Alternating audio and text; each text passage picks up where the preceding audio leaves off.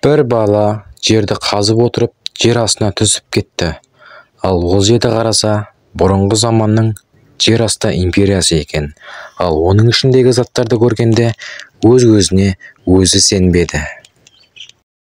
Шөп шалғындары мен нәзік төбелермен қоршалған көркем ауылда бір қызық бала өмір сүрді.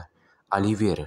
Ол жас кезінен ауыл тұрғындары арасында ұзақ уақыт жоғалған жер асты империясы туралы сыбырлап айтылатын. Олардың табанының астында бар деген қауесеттерден оны баурап алды. Әңгімелер ғасырлар бойы әлемнен жасырылған, қайта ашылуын күткен ұлы өркениет туралы айтты. Тойымсыз қызығушылық пен шытырман оқиғаға толы, жүрекке толы Оливер топырақтың астында жатқан жұмбақтарды ашуға бел буды.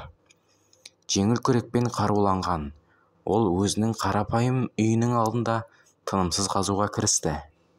Бұл әңгімелер кіретін жер болуы мүмкін. Күндер аптаға айналды.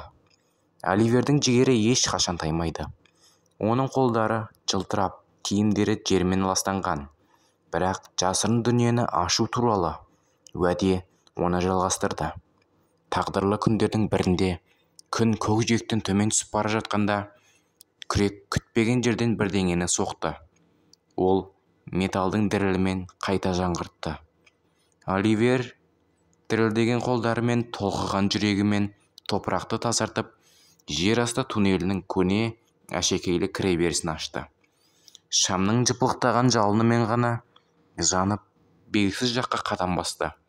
Ол тереңірек болған сайын туннель кеңейіп, эфирлік жарқыраған кристалдармен безендірілген кең жер асты қаласын көрсетті. Тарихтың иісі аңқып тұрған ауада, әр қадам қаңырап бос қалған көшелермен жаңғырық етіп, бір кездері өркениет туралы сыр шертетін Оливер жер асты әлемін зерттеп, сәулет ғажайыптары мен өткен дәуірдің қалдықтарына таң қалды. Ол империяның даңқының көтерілуін және оның ақырында құлдырауын бейнелейтін өшіп қалған қабырға суреттерін тапты. Тасқа қашалған хикаялар, уақыт озған халықтың жеңістері мен қасіреттерін баяндады. Оливердің бұл жаңалығы туралы сөз бүкіл ауылға жалын сияқты тарады. Тарихшылар мен археологтар, әуесқойлар бір кездері жасырылған кіреберіске жер астында көмілген құпияларды ашуға ынталы болды. Ғасырлар бойы ұйықтап жатқан жер асты қаласы қазір жаңа өмірге толы болды. Өйткені ғалымдар оның тарихының жұмбақтарын шешуге тырысты. Оливер бір кездері қарапайым ауыл баласының назарында болды. Ол өз білімімен бөлісіп, өзі ашқан жер асты әлеміне экспедицияларды басқарып гид болды. Қазіргі дәуірдің нұрына ұшыраған жер асты империясы төзімділік пен барлау рухының нышаны болды. Сөйтіп, есігінің алдынан қазуға батылы барған бала жасырын империяны ашып қана қоймай, өткен мен бүгіннің арасын жалғады. Оливердің саяхаты аңызға айналды. Ұрпақтарды қызығушылықты қабылдауға және таныс бетінің астына жатқан жұмбақтарды зерттеуге шабыттандырады.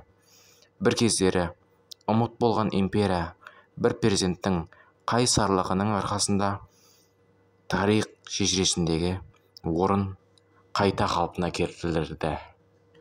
Баршаңызға сәлем достар. Видеоның соңына да келіп жеттік. Қазақ тілді арнаның дамуына үлесіңізді қосу үшін арнаға тіркеліп, лайк басып, пікір қалдырып отырыңыздар. Сіздердің қолдауларыңыз бізге өте маңызды. 2024 жылға дейін тезірек 1000 подписчиктен асырайық. Біріңді қазақ, бірің дос, көрмесең істің бәрін бос. Егер де сіздерге осы видео ұнаған болса, арнаға тіркеліп, лайк басып, пікір қалдырыңыздар. Келесі кездескенше.